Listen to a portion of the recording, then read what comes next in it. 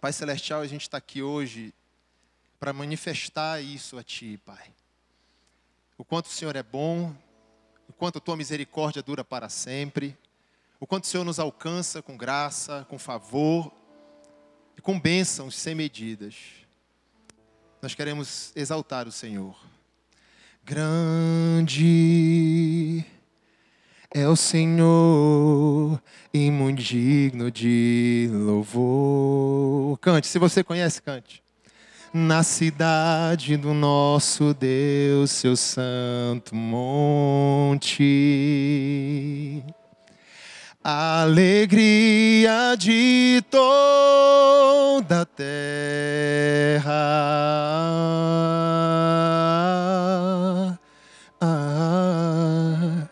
Grande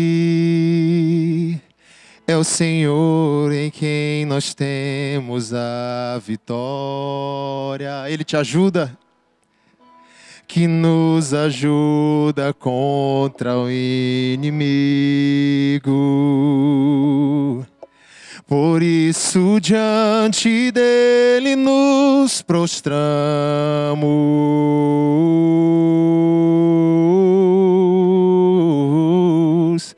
Queremos o teu nome engrandecer e agradecer-te por tua obra em nossas vidas. Confiamos em teu infinito amor, pois só tu és o Deus eterno sobre toda a terra e céu. Queremos, queremos o teu nome engrandecer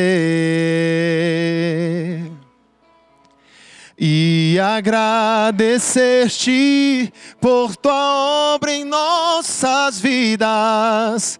Confiamos em teu infinito amor, pois só tu és o Deus eterno sobre toda a terra e céu. Pois só tu és o Deus eterno sobre toda a terra e céu.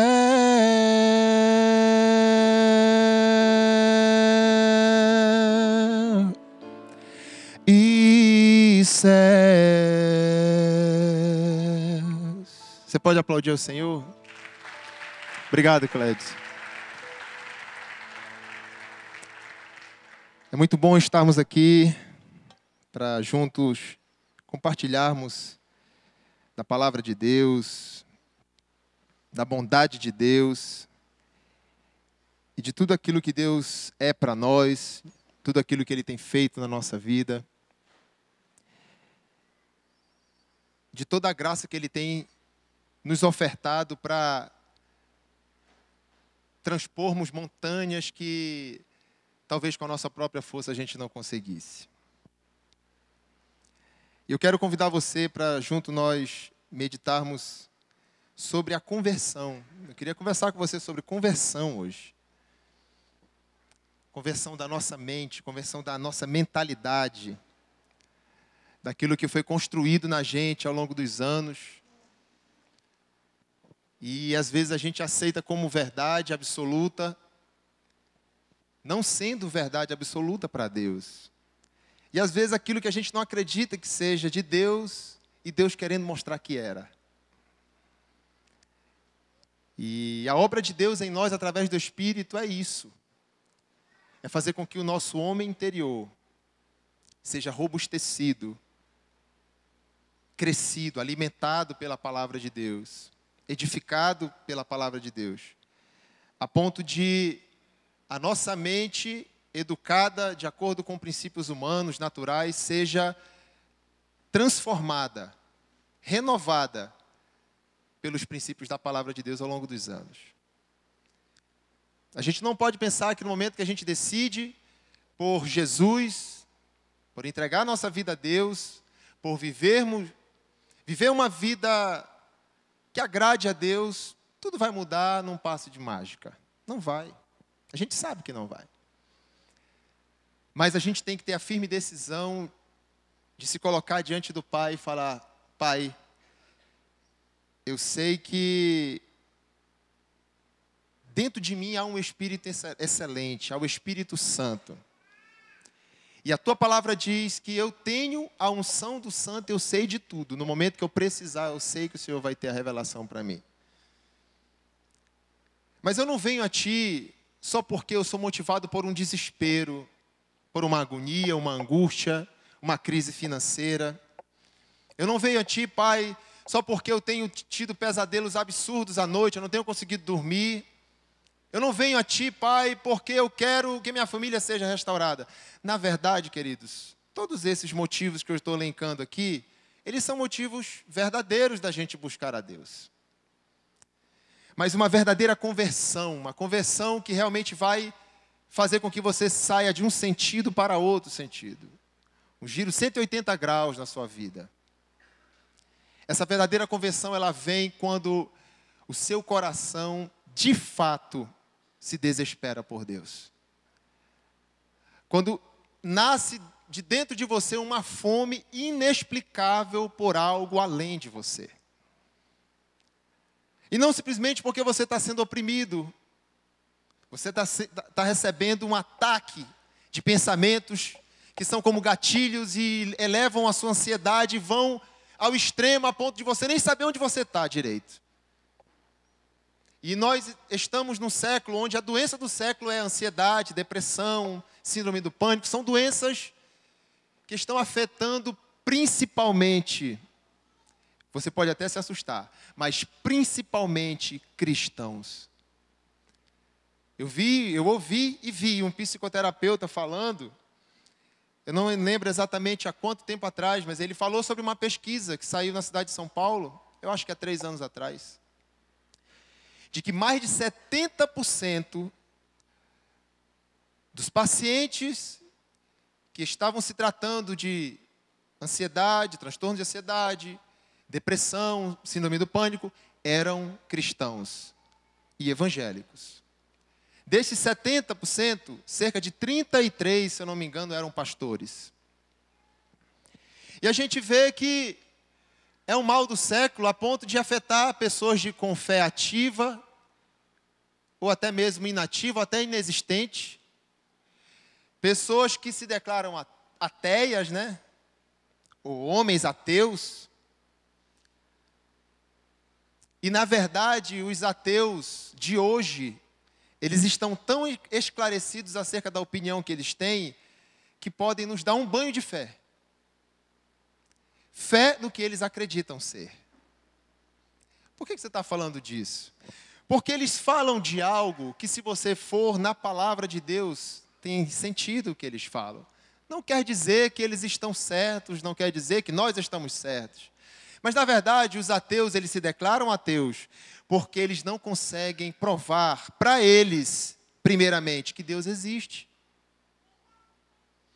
E por essa sinceridade a eles mesmos e ao próximo, como eles não conseguem provar para eles, nem conseguem passar para ninguém, que não conseguiu provar para si mesmo, ele falou: sou ateu, não acredito na existência de Deus. E essa falta de crença na existência de Deus também serve como gatilhos para a ansiedade. Porque você não tem a quem recorrer, você não tem asas para poder se proteger. Mas, independente do contexto em que você se encontre, de que eu já comecei falando aqui, de ansiedade, de síndrome do pânico, pesadelos, agonias, divórcio, perda de entes queridos, independente desses gatilhos que afloram necessidades em você, eu quero dizer que você só vai conhecer uma conversão verdadeira a Deus e aos seus princípios quando nada disso mais fizer mais importância para você do que o próprio Deus. Até que nada mais importe. Quando a sua dor pela angústia for menor do que a sua carência e desespero por Deus, você começou a se converter. Porque o Espírito Santo começou a direcionar você a verdadeira fonte da satisfação. Eu quero convidar você a abrir a sua Bíblia em Isaías 55.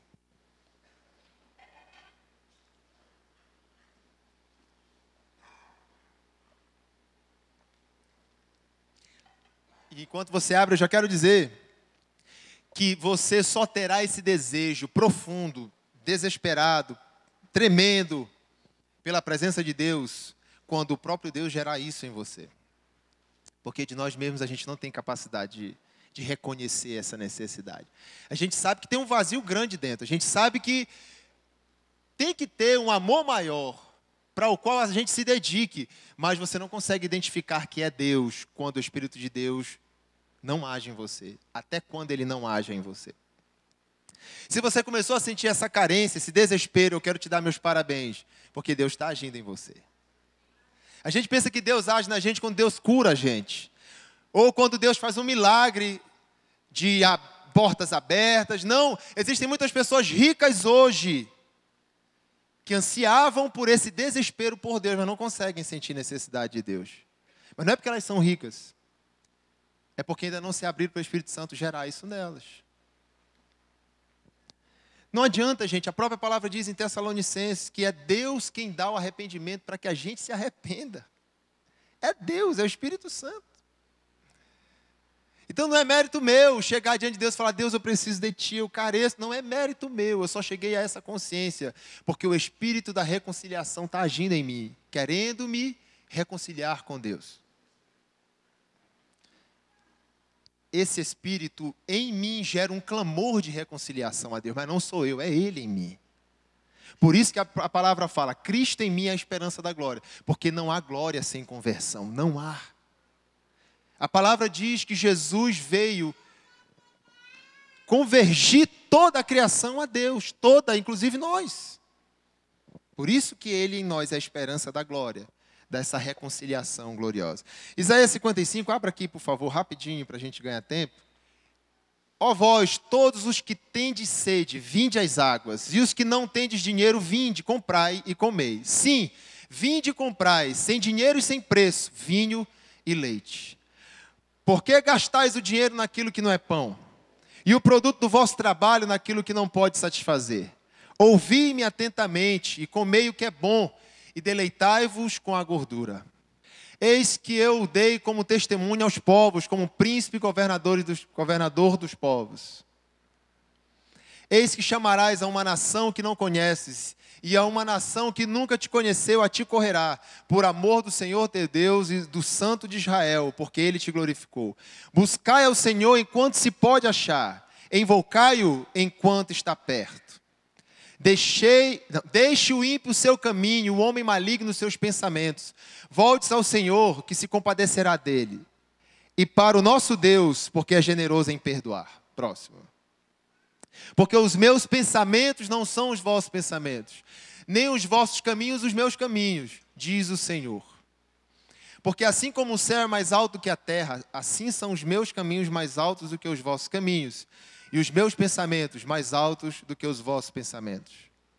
Porque assim como a chuva e a neve descem dos céus e para lá não tornam, mas regam a terra e a fazem produzir e brotar, para que dê semente ao semeador e pão ao que come, assim será a palavra que sair da minha boca. Ela não voltará para mim vazia, antes fará o que me apraz e prosperará naquilo para que a enviei.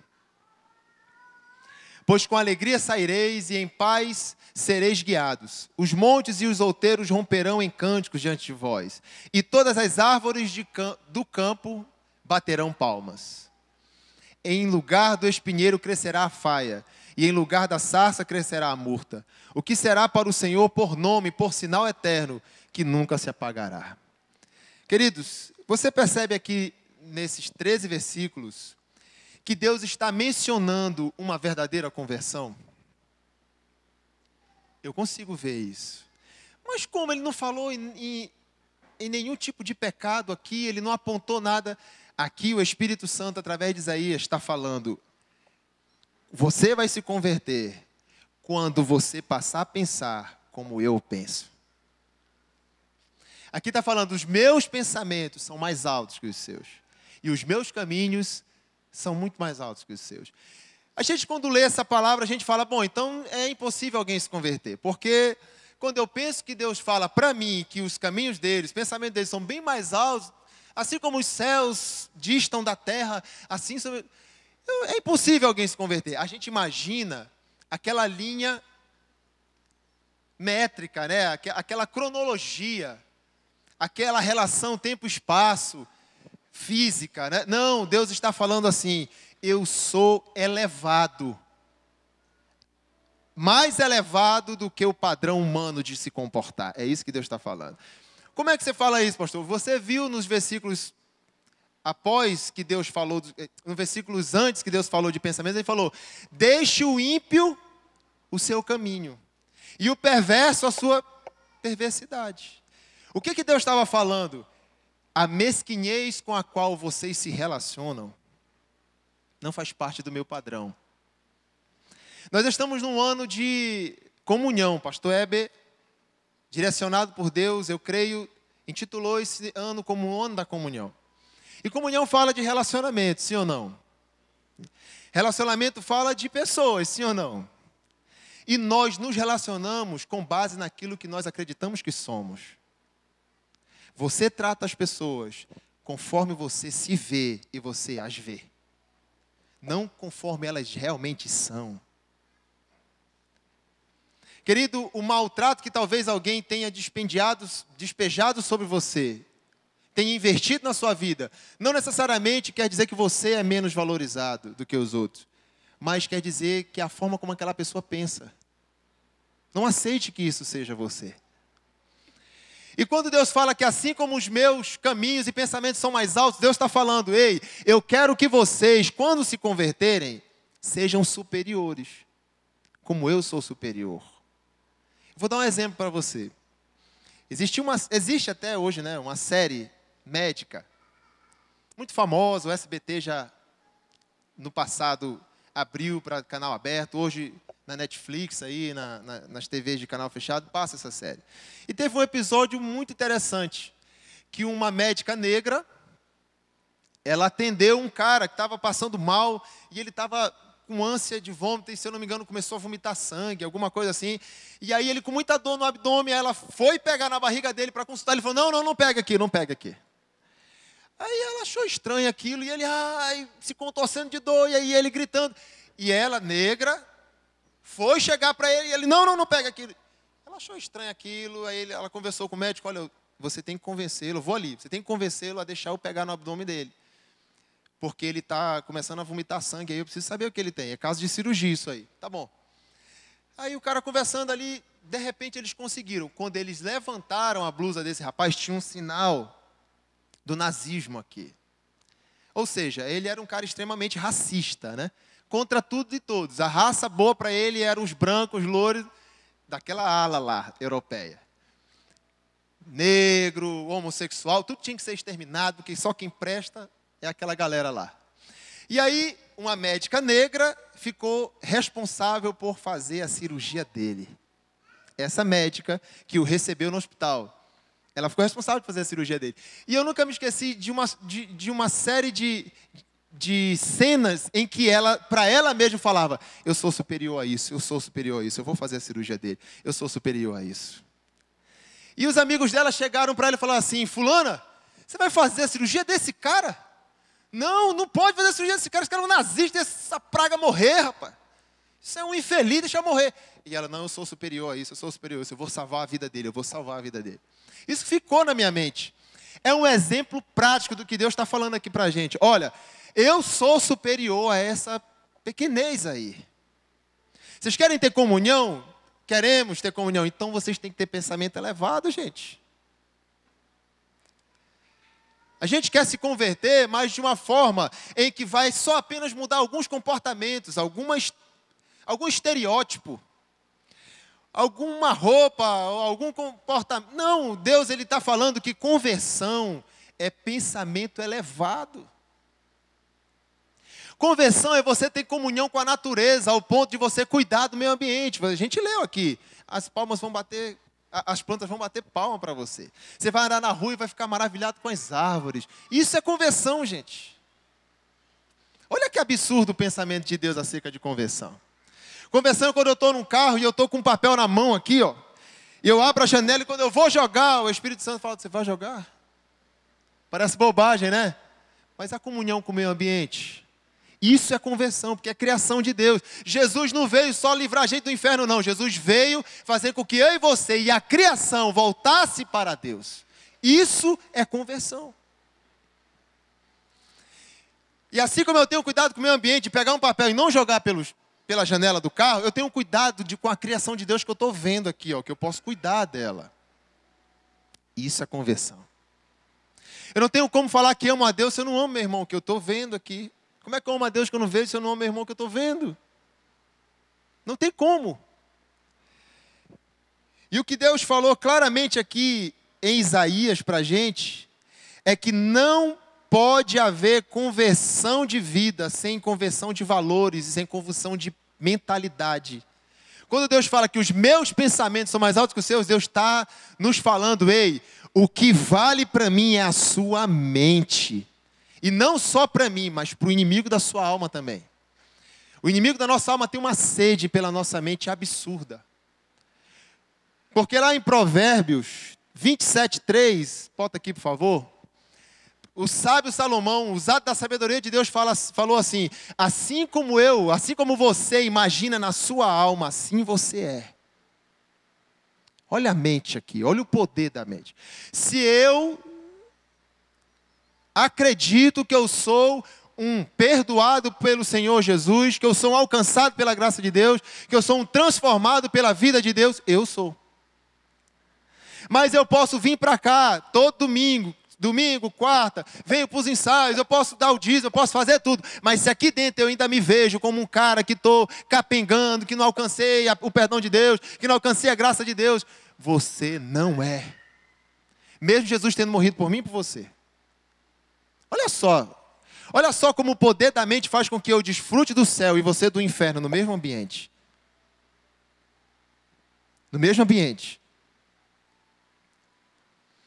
No mesmo ambiente, duas pessoas podem morar na mesma casa, desfrutar das mesmas comidas, da mesma educação, mas se a mente de uma acredita na graça de Deus e a outra não acredita, uma vai desfrutar do céu e outra do inferno, na mesma casa. Provérbios 23:7. Porque como ele pensa consigo mesmo assim, vamos lá. Porque como ele pensa consigo mesmo assim, sou eu que estou falando isso? É a sabedoria de Deus que está falando. Então não importa se você é pastor, filho de pastor, líder de célula, não importa se um dia você pensou que era filho de Deus e hoje a vida mudou, tua mentalidade está tão caída que você se vê como a sujeira do sapato. Você é o que você é hoje para Deus, porque Deus fala, eu sou o hoje. Quando Deus falou para Moisés, Moisés vai lá com o faraó, fala para ele que eu vou libertar o povo. Aí Moisés falou assim, mas Deus, eu vou falar que quem é que está libertando o povo de Israel? Fala assim, o grande eu sou está mandando. Deus não falou assim, o grande eu era, ou o grande serei. Não, o grande eu. Para Deus só existe o hoje, gente. Só o hoje para Deus existe. Então você é hoje. Quando você é muito o que você pensa no passado, você passa a ser depressivo. Quando você é muito o futuro, você não tem medo do futuro, não sabe o que vai haver no futuro e pensa muito no futuro, você passa a ser ansioso. Ansiedade é excesso de futuro no teu presente. Depressão é excesso do passado no teu presente. Mente saudável é o presente no presente, desfrutando do que Deus tem para mim hoje. Acabou. O que Deus tem para mim hoje é essa luta que eu estou vivendo, amém, eu vou lutá-la. Por fora a luta, por dentro temores, amém, eu vou viver. Qual a diferença do feliz para o triste? Apenas um estado de espírito, mas a vida é a mesma. O hoje é o mesmo para todo mundo. O que vai fazer com que você viva uma vida diferente é a sua mentalidade com o que você está vivendo, é a forma como você reage ao que você está vivendo. Romanos 12, 1, 2, rapidinho aqui, ó, vamos lá. Romanos 12, 1, 2. Olha qual é a conversão que Deus quer que a gente tenha, gente. Não adianta eu dizer que eu sou evangélico, ser batizado. Não adianta eu viver nos cultos se a minha vida é uma perturbação constante na minha cabeça. Eu posso ser evangélico, posso ter carteira de membresia, mas eu não estou vivendo como um alcançado pela graça de Deus. Eu, juntamente com você, quero te convidar a não aceitarmos isso dentro de nós. Posso até estar passando por um momento difícil, mas eu não sou isso aqui. Eu não me resumo a isso aqui. Eu sou um filho do Deus Altíssimo, eu fui alcançado pela graça de Deus. Isso aqui é transitório, isso vai passar. Eu vou ver um amanhã diferente para mim, eu vou, porque Deus tem plano de paz para mim. Romanos 12, 1 e 2. Rogo-vos, pois, irmãos, pela compaixão de Deus, que apresentei os vossos corpos como sacrifício vivo, santo e agradável a Deus, que é o vosso culto racional. Olha como o culto mudou aqui, ó. O apóstolo Paulo está fazendo menção aos sacrifícios no tabernáculo aqui. Aqui ele está falando, a pessoa para mostrar que era de Deus naquela época, ela tinha que oferecer um novilho para poder ter o perdão do pecado. O sangue tinha que ser aspergido na roupa do sacerdote. O sacerdote tinha que... Aí você ia dizer, eu sou de Deus, tenho um perdão de Deus. As coisas mudaram, gente. Tudo está aqui dentro agora na mente. Tudo acontece agora aqui na mente. Eu vou provar para você. E não vos conformeis com este mundo, mas transformai-vos pela renovação do quê? Para que experimenteis qual seja a boa, perfeita e agradável o quê? Eu quero viver a vontade de Deus para mim? Sim ou não? Você quer viver? Então tem que estar disposto a mexer aqui, ó. Tem que estar disposto a mexer na zona do conforto. Tem que estar disposto a abrir mão da cultura que o homem colocou na sua cabeça, dizendo como verdade absoluta, e ver o que Deus diz que é verdade absoluta. Porque o que o homem diz? Olho por olho, dente por dente. O que Deus diz seja superior? O homem diz, seja besta não, rapaz, deu troco, se vingue. Tu é um cara sério, honesto. O que Deus diz? Seja superior. Se um dia precisar de ti, ajuda. Se um dia for bater na tua porta com fome, dê comida. Tiver precisando de roupa, compre roupa e dê. Mas essa pessoa me feriu muito. Seja superior. Isso é conversão. Amém, querido? Me magoou muito, pastor. Tu não tem noção do que esse homem fez, essa mulher me fez. Eu sei disso, querido. Deixa a mágoa, a ferida ser tratada pelo Espírito Santo de Deus e gerar um caráter forte em você. Não negue a ferida. Se ela existe, procure cura, remédio, tratamento. Mas não deixe que isso te torne amargo. Faça com que isso te torne humilde. Olhando para Cristo. Amém? Aqui em 2 Reis 5, eu já estou encaminhando para o final. Eu vou contar a história para a gente ganhar tempo. A história de Naamã. Naamã era um comandante oficial do exército do rei da Síria, né? E aí Naamã, ele era um cara vencedor, conquistador. O povo de Israel estava cativo na Síria. Estava cativo na terra de Naamã. E Naamã tinha uma escrava que era hebreia, judia, né? E aí essa escrava, por estar morando na casa de Naamã, descobriu que ele tinha uma doença por detrás da armadura. Ele era um cara vencedor. Ele era um comandante famoso. Fora da casa dele, as pessoas o viam como um cara perfeito até. É um homem perfeito. É um homem que não tem do que se envergonhar. Mas dentro da casa dele, a mulher dele sabia que ele era leproso. Quando Naamã chegava nos seus aposentos e começava a tirar as suas armaduras, a carne podre por dentro começava a cheirar mal. E Naamã não conseguia mais viver com aquilo, e um dia a criada dele viu que Naamã estava doente. E olha o que é ser superior aqui, ó. Essa menina, ela estava como escrava na casa de Naamã. Essa menina sofria como escravo, porque escravo não tinha direito, gente. Escravo não tinha hora para parar de trabalhar e nem tinha hora para começar. Escravo não tinha salário, escravo trabalhava pela comida que davam, não era nem uma comida bacana, não. Não era essa comida, esse PF de 17 conto que a gente encontra aqui no centro, não. Era uma mistura, tá aí, ó, uma lavagem da panela, come, que fica satisfeito. E essa menina hebreia, olha o espírito superior aqui.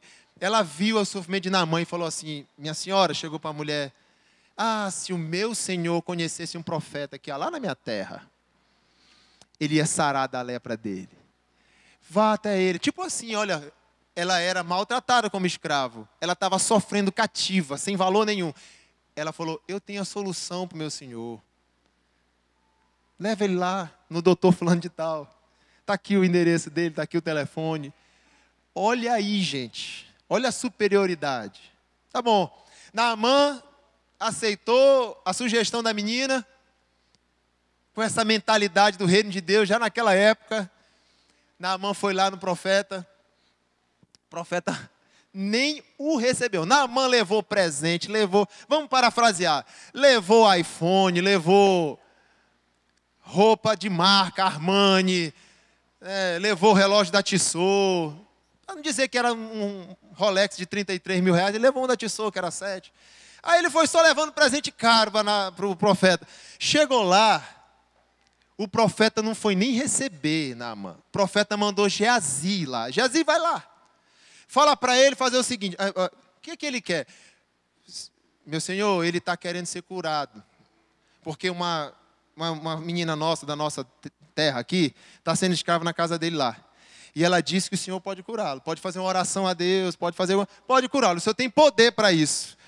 E ele está aí com a caravana. Meu amigo, se você viu o tanto de gente que tem lá fora. Aí eu acho que o profeta falou assim, está aqui a receita para ele. Ó. Já pensou, gente? Comandante. É igual a gente receber aqui o primeiro-ministro da Inglaterra. Aqui. E aí o Roots na casa dele com o pé assistindo o Flamengo lá ganhando. E fala para esse cara aqui, só isso aqui. É mais ou menos isso. Fala aí, isso aí. Como é que o primeiro-ministro não ia se sentir, né? Olha só Deus confrontando o orgulho para poder mostrar o nível de superioridade que ele queria que Naamã tivesse. A maior batalha que a gente vive na nossa mente é contra nós mesmos. É contra o nosso próprio orgulho. E eu ainda vou te falar uma coisa. A Bíblia fala em 1 Pedro 5 que a fonte do nosso orgulho, a fonte da ansiedade é o orgulho. Lá em 1 Pedro fala que nós devemos nos humilhar debaixo da potente mão de Deus para que Ele nos exalte. E exaltar aqui não é simplesmente colocar como presidente da República. Exaltar é atender o desejo do seu coração.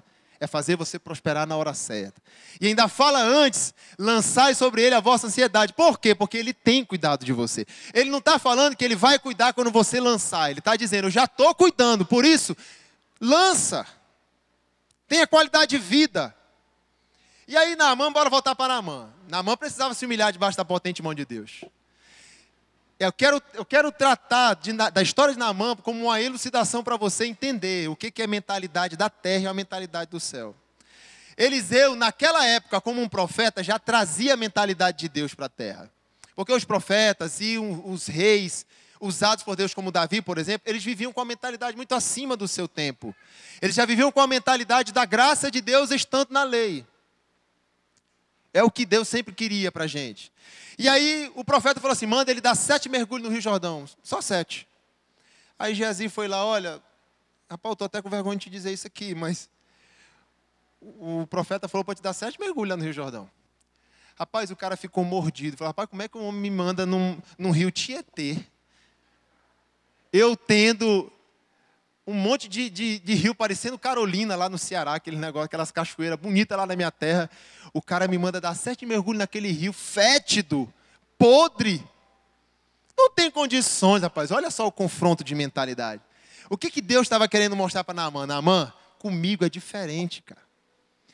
Aí Naamã se mordeu e o que Deus está querendo mostrar para a gente? Meu filho, o evangelho é simples.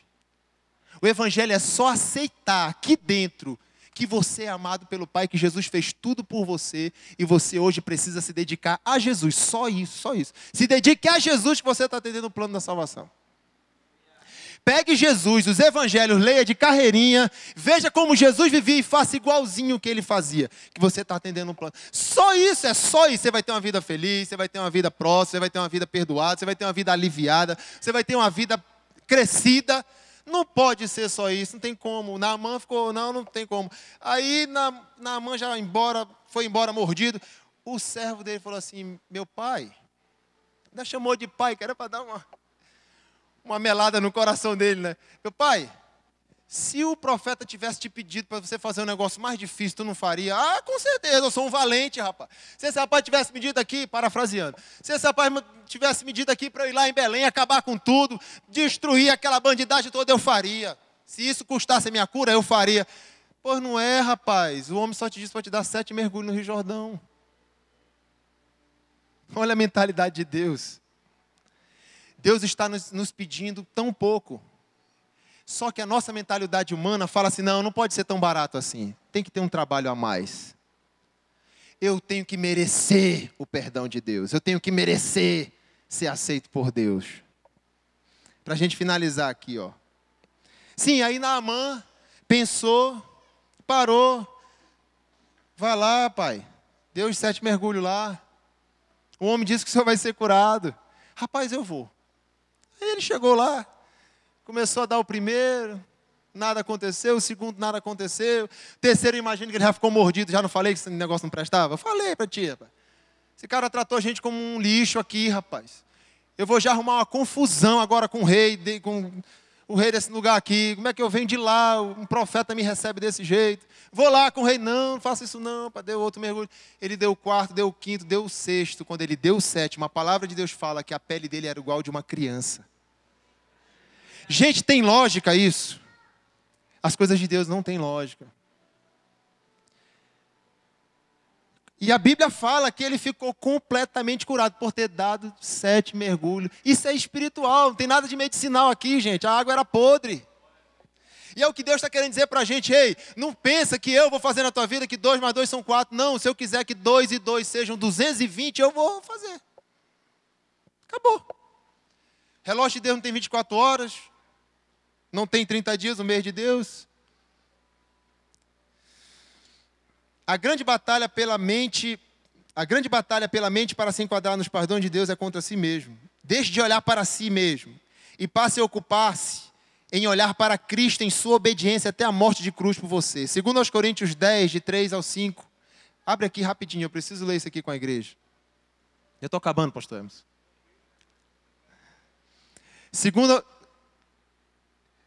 Segundo aos Coríntios 10, de 3 ao 5. O que é se enquadrar nos padrões de Deus? A gente vai ver aqui. Gente, quando a gente começa a fazer o simples diante de Deus, a gente começa a ter motivação para viver, mesmo no meio da dificuldade. Mesmo quando tudo diz não, você acredita que vai dar certo. Mesmo sem ter motivo para se levantar, trabalhar de manhã, você vai e levanta, porque tem que fazer, tem, triste, arrasado, chorando, mas tem que fazer, eu vou fazer. Olha o que diz aqui, porque embora andando na carne, não militamos segundo a carne. Nossa briga não é carnal. A guerra não é no parâmetro. Naamã pensava que ia guerrear materialmente, mas Deus falou assim, ei, a guerra é espiritual, dê 7 mergulhos no Rio Jordão, que você vai ver a guerra que vai ser para você fazer isso. E foi uma guerra muito grande. Pois as armas da nossa milícia não são carnais, mas poderosas em Deus para a demolição de fortalezas. E onde são as fortalezas? Olha o que a palavra de Deus fala, gente. Derribando raciocínios e todo baluarte que se ergue contra o conhecimento de Deus. E levando cativo todo o quê? Levando cativo todo o quê? Pensamento fala de quê? De mente. Volta lá, por favor. Aqui, desculpa. Levando cativo... Vai lá, 5. E estando prontos para... Não, 5. Isso. Levando cativo todo pensamento ao quê? A obediência de Cristo. Próximo. E estando prontos para vingar toda a desobediência. Aqui ele vai dar um outro contexto que vai seguir, mas eu quero ficar no versículo 5, no final, que fala. Levando cativo todo pensamento ao quê? A obediência de Cristo. E pastor, o que é a obediência de Cristo? Isaías 53. Porque Ele tomou sobre si toda a nossa dor, toda a nossa enfermidade. O castigo que nos traz a paz estava sobre Ele. Como ovelha muda, ou seja, obediente, foi ao matador, morreu, pagou, ressuscitou e falou, está aqui, ó, venci. se proteja nisso aqui, que você vai estar livre da luta pela sua mente. Então, toda vez que você for perturbado na sua mente, você tem que fazer isso aqui, levar o seu pensamento cativo ao quê? A obediência de Cristo. Não, em Cristo eu sou justo, em Cristo eu sou merecedor, pelo sacrifício de Jesus eu sou aceito por Deus, pelo sacrifício de Jesus eu tenho direito à resposta de oração, pelo sacrifício de Jesus eu tenho esperança de um futuro melhor, pelo sacrifício de Jesus eu vou vencer, pelo sacrifício de Jesus não está fácil hoje, mas vai ficar melhor amanhã, pela obediência de Jesus e não a minha. Você entende isso? Ai, quer dizer que Deus aliviou para o pecado? Não, Deus arrebentou com Jesus para não arrebentar com a gente. A Bíblia fala que Deus julgou a humanidade em Jesus. Então está julgado já. Eu e você no dia do juízo final, aquele que está em Cristo não vai ser mais condenado. Aquele que está em Cristo já foi julgado. A gente vai receber só a assinatura para desfrutar. Vai lá, está aqui o título, ó. Pode jogar bola lá, tomar um suco de cupuaçu com Davi. A galera toda está festejando já lá. Quando a gente for para o juízo final, porque todo mundo vai ter que ir, a gente vai só receber a confirmação de que o que Jesus fez foi bem feito. Porque a palavra diz que só foi necessário uma só vez. Amém? Fique de pé, por favor. Efésios 6 fala sobre a armadura de Deus. Eu quero que você medite na sua casa isso, tá bom? Amém? Você vai meditar lá em Efésios 6, do 10 até o 18. E você vai ver que toda a armadura de Deus remete à mente, toda ela. Mente, mente, mente. Lá fala de calçar o evangelho, calçar os pés com o sapato do evangelho da paz. Você calça o sapato para quê? Para andar, né? Você anda com o quê? Com a mente. Você não anda sem seu cérebro. E quando ele fala em andar, ele fala sobre os seus caminhos, sobre as suas escolhas, sobre os seus relacionamentos. Lá fala sobre o capacete da salvação. O capacete da salvação para quê? Para proteger a mente dos dados de acusação do inimigo, para dizer que você está condenado. Não estou condenado não, eu sou salvo em Cristo Jesus. Lá faz cingir os lombos com a couraça da justiça. Por que o lombo, gente? Porque aqui no coração é onde eu guardo a certeza de que eu sou justo em Cristo e não em mim mesmo. E lá fala do escudo da fé, fala da espada do Espírito. Tudo remete à sua mente. E para finalizar, lá em Mateus, você vai estudar isso aqui na sua casa, amém? Lá em Mateus 5, eu queria que você fechasse seus olhos, por favor. Mateus 5, 8, Jesus falou lá nas bem-aventuranças, ele falou algo que eu acho maravilhoso. Eu tenho procurado meditar nisso. Ele falou lá em Mateus 5, 8, felizes são aqueles que têm o coração puro, porque eles verão a Deus. Essa palavra puro de Mateus 5:8, na linguagem original dela, diz respeito ao coração que elimina as toxinas que iriam te contaminar. Essa palavra puro, traduzido para o português, é o catéter daquelas cirurgias cardíacas que servem para drenar tudo aquilo que não presta, gordura, o que estão obstruindo as veias, bem como serve para acesso de medicação e de nutrição de rápida absorção. Gente, Jesus está falando aqui para a gente, olha, feliz é aquele que tem no coração o mecanismo de fazer com que pensamentos maus, pensamentos de condenação, pensamentos de rejeição, pensamentos de autojulgamento depreciativo escorreguem e sejam liberados da mente. Um coração humilde na presença de Deus faz isso. Um coração que aceita o sacrifício de Jesus faz isso. Um coração que entende que não é justiça própria que vai o levar para o céu, mas é o que Jesus fez na cruz que te torna justo, faz isso. Pai Celestial, eu te agradeço por essa palavra que o Senhor nos deu nessa noite. E eu te peço que em nome de Jesus, ela venha frutificar dentro da gente. Eu te peço que em nome de Jesus, cada um saia daqui hoje certo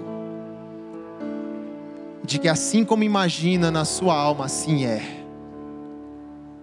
E que em nome de Jesus, o Espírito da graça, o Espírito da revelação, o Espírito da reconciliação, faça com que eu e esse meu amigo, essa minha amiga que está aqui hoje, esse meu irmão que está aqui hoje, saiamos daqui convictos de que nós somos justiça de Deus em Cristo Jesus, nosso Senhor.